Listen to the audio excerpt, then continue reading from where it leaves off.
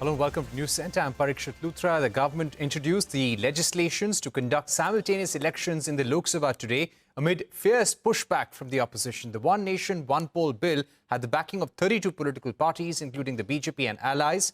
Meanwhile, the Congress demanded the immediate withdrawal of the bill, calling it an assault on the Constitution.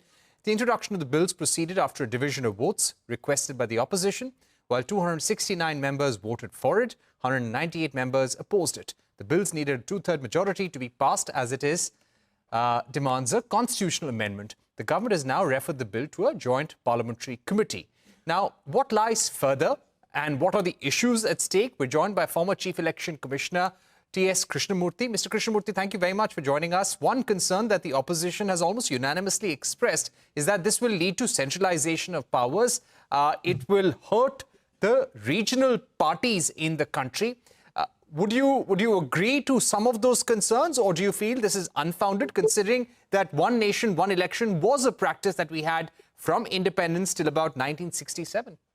Well, on the point of affecting the federal feature, there can be a debatable point on this, because there are some parties who sincerely believe that it may not highlight the state's issues in an election where all elections are conducted together.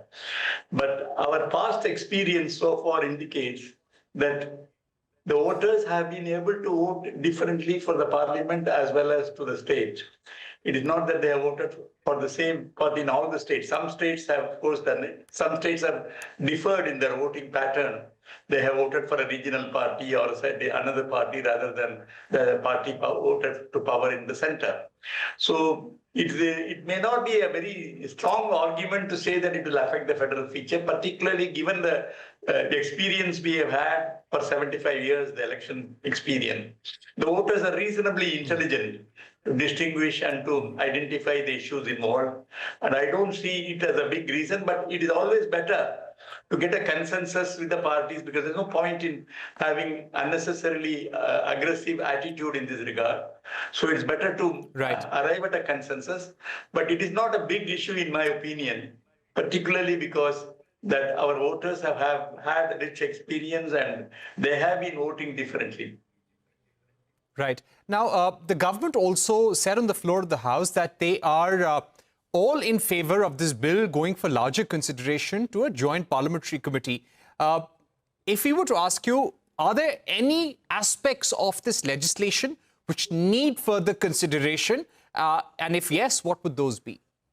In one particular matter, I am not very comfortable with the recommendation of the High Power Committee, particularly the state elections where there is a vote of confidence takes place and the government falls. The committee says they should have election immediately so as to coincide with the tenure of the parliament. When the purpose of this whole exercise is to reduce the number of elections, you seem to be contributing to more elections at the state level if vote of no confidence takes place during the tenure of the House.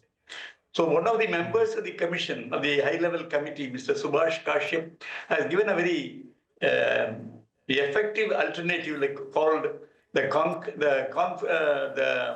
constructive vote of confidence. That's what he says. That is, if a vote of no confidence is to be carried through in the state legislature, it will become effective only if an alternate leader .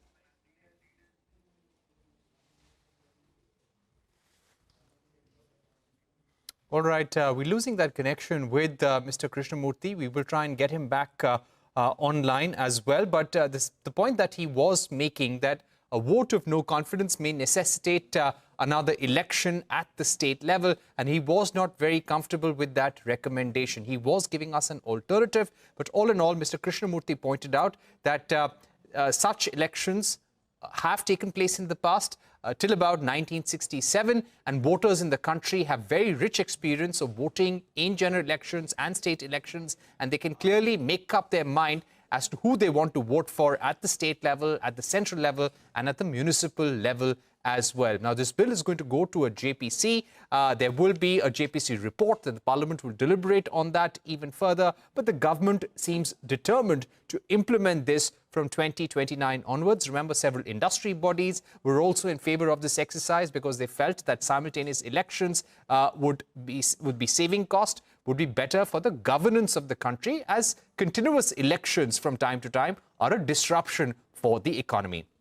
On that note, we take a short break here on CNBC-TV18, but coming up on the other side, the representation of women in corporate boardrooms remains largely stagnant this year, according to a survey by Excellence Enablers. A special discussion when we return.